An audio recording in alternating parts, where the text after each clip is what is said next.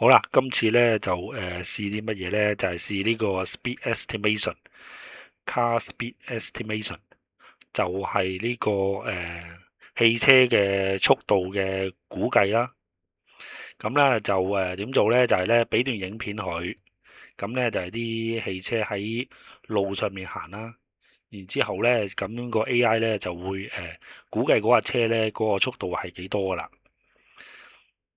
咁就用呢個 YOLO 啦。咁我就做咗3個 project 嘅。咁一個咧就係 YOLO 嘅26啦，version 26。咁一個咧就係YOLO 嘅 V8係啦。咁呢兩個咧都係用即係冇用到 GPU 嘅，就只係用喺嗰個 CPU 上面行嘅啫。咁咧佢嗰段影片咧就係邊段影片咧？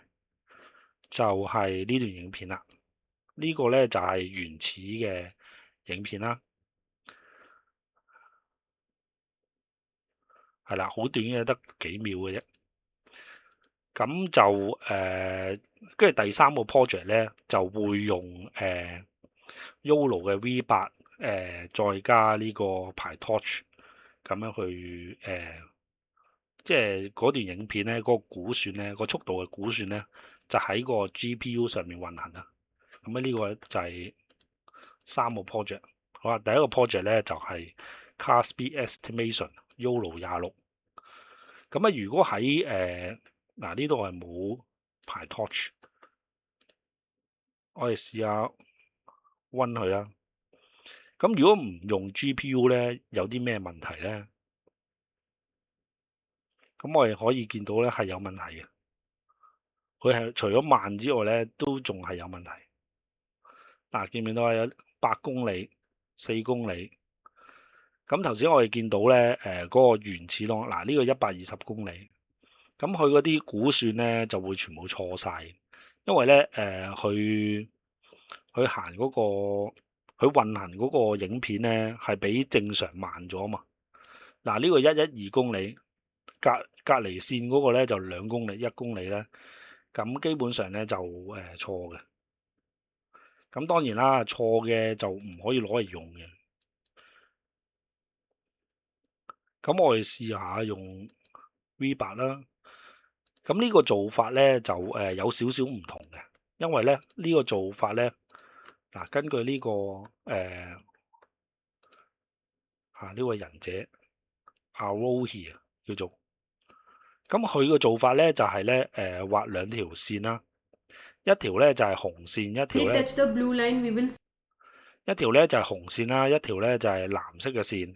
咁咧就啲車咧嗱喺左邊嚟講咧，啲車咧先經過紅線，然之後咧到達藍線咧就可以計算出佢嘅車速係幾多噶啦。咁我哋咧就試下運行一下啦，温佢啊。咁呢個咧都係用 CPU 嘅。咁你會見到咧嗱10幾公里、10公里、11公里。咁咧因為咧佢咧就個影片嗰個速度咧係比正常原始嗰個影片咧短片咧係慢好多，所以估算出嚟嗰啲嘢咧都係即係都係個車速咧係慢咗嘅。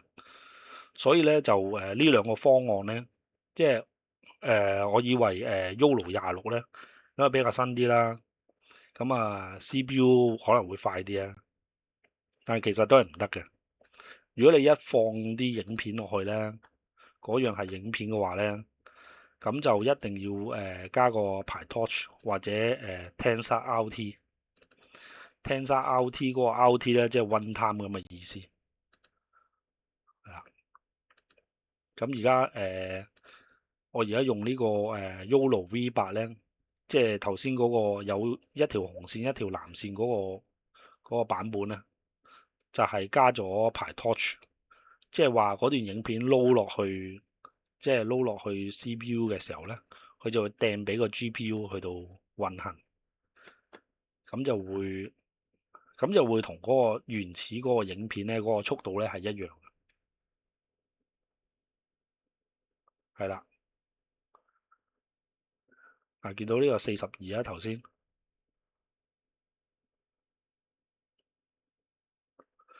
嗱喺呢度咧，可能咧就佢太快啊，睇唔到嗰個車速，咁咧就而家咧將佢咧 output 出嚟先，output 咗出嚟之後咧，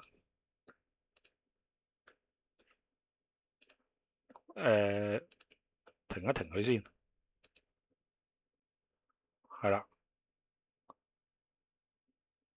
嗱，可以見到咧呢個咧就係39啦，車速係39，佢大概咧嗱呢個53，我哋再睇下，嗱呢個係快啲嘅，呢個慢啲嘅。咁呢架銀色呢架車，銀色呢架車咧就41，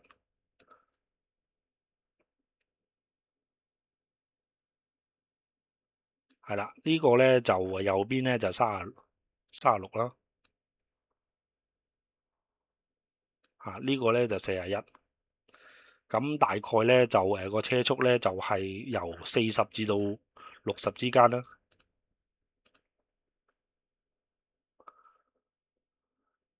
佢嗰個影片個播放個 frame rate 咧，要係正常咧，咁嗰個估算咧個 speed estimation 咧先至啱嘅。如果唔係咧，就會錯晒㗎啦。好啦，咁咧呢個咧個示範咧就去到呢度啦。